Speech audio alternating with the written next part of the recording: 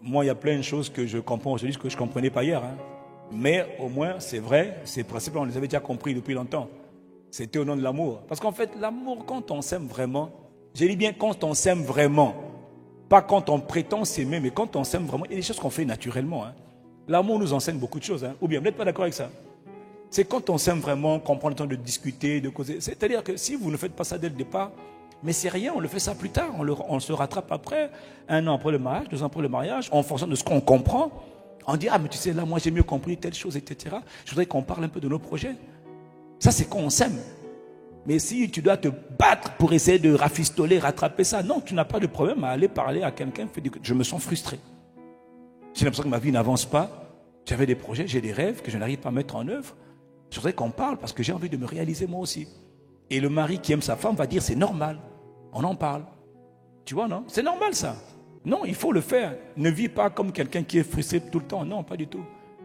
Pas parce qu'on n'a pas abordé ces points dès le départ qu'on va pas en parler pour la suite. Absolument, absolument faux. Au contraire, au contraire. On rattrape, j'ai envie de dire, les erreurs. Chacun doit se retrouver dans le mariage. Chacun doit se retrouver. Hein, bébé? Tout le monde doit se retrouver. J'ai ma vie à faire parce que je suis né pour un but. Il y a des choses qui bougent dans mon cœur. Il y a des choses que j'ai envie de voir se manifester. Ne me dis pas de sacrifier ma vie, mes projets. Ok, je peux mettre ma vie en parenthèse, mais dans la parenthèse, là, il y a des choses que je dois devenir.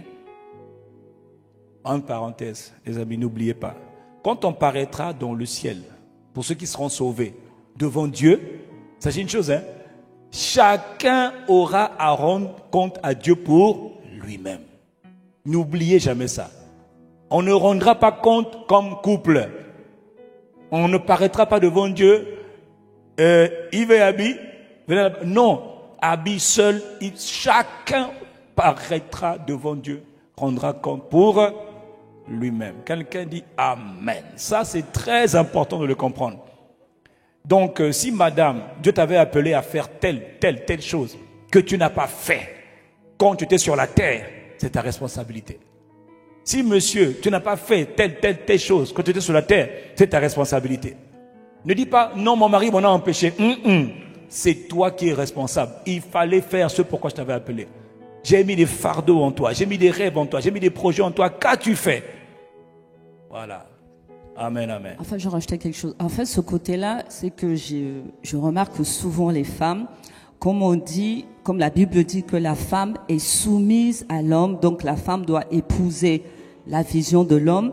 Donc du coup, les femmes pensent qu'elles n'ont rien à faire. Elles doivent suivre la vision de l'homme, mais Dieu a déposé en vous aussi quelque chose. Ce n'est pas parce que tu es soumise à ton mari que tu n'as rien à faire personnellement.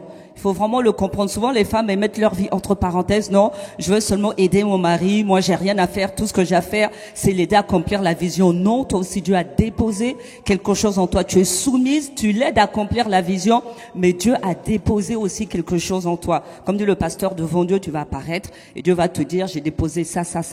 Qu'est-ce que tu as fait avec? Donc, il est important de le comprendre, les femmes. Vous avez aussi quelque chose à faire.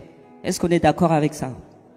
Amen. Parce que souvent les femmes elles pensent que voilà, j'épouse mon mari, je suis soumise, je fais ce qu'il dit de faire, mais c'est pas vrai. Toi aussi tu as quelque chose à faire. Donc il est important, mais vraiment important d'être conscient de ça. Voilà.